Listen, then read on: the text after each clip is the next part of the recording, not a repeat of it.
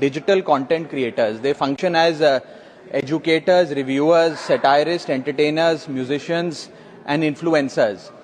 ये सही मायने में सर भारत के ग्रास रूट कम्युनिकेटर बन गए हैं और इनका यूट्यूब चैनल हो या इंस्टाग्राम पेज हो, ये इनके लिए सोर्स ऑफ एंटरटेनमेंट नहीं बल्कि इनकी सोर्स ऑफ इनकम है, इनका एसेट है. It is the fruit of their hard work. But एक चीज से ये सब परेशान हैं और उस मुद्दे को आज मैं सदन में उठाना चाहूंगा. That is the issue of fair use and arbitrary copyright strikes by digital platforms. Sir होता क्या है कि अगर एक कंटेंट क्रिएटर कुछ सेकंड, चंद सेकंड, 2-3 सेकंड के लिए कॉपीराइटेड कंटेंट को रीपर्पस करके कमेंट्री, क्रिटिसिज्म, पैरोडी, एजुकेशनल या न्यूज रिपोर्टिंग पर्पसेस के लिए यूज करता है, चाहे वो क्रेडिट देता हो, उसको इंसिडेंटली यूज करता हो, कॉपीराइट स्ट्राइक मारकर उसकी यूट्यूब चैनल है, प्रॉपर्टी है या इंस्टाग्राम पेज है, उसे वाइप आउट कर दिया जाता है और उसकी सालों की मेहनत चंद मिनटों में समाप्त हो जाती है. Sir, livelihoods must be decided by law and not by arbitrary algorithms. Sir, this by no means that one is against copyright holders. उनके हार्डवर्क और ओरिजिनलिटी को रिस्पेक्ट करने की जरूरत है, लेकिन यह समझने की जरूरत है that fair use is not piracy.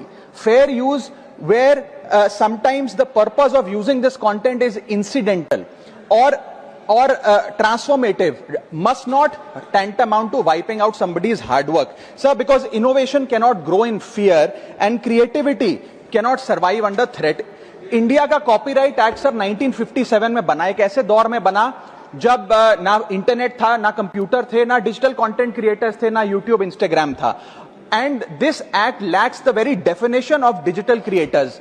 ये फेयर डीलिंग की बात करता है, लेकिन फेयर डीलिंग की बात किताबों, मैगजीन और जर्नल के कॉन्टेक्स्ट में करता है, जो उस दौर की इंफॉर्मेशन डिसेमिनेशन के सोर्सेज थे, ना कि आज के दौर की. इसीलिए मैं 3 मांगे आज सदन में लेकर आया हूं. मेरी पहली मांग है, amend the copyright act of 1957 and define digital fair use. परिभाषित करिए कि ट्रांसफॉर्मेटिव यूज क्या है, जैसे कि commentary, satire, critic, explanation.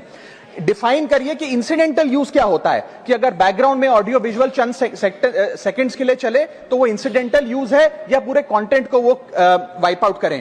Proportionate use, educational use, public interest use and non commercial use की परिभाषा देने की आज आवश्यकता है. दूसरी मेरी मांग है sir, bring in the proportionality doctrine in copyright enforcement.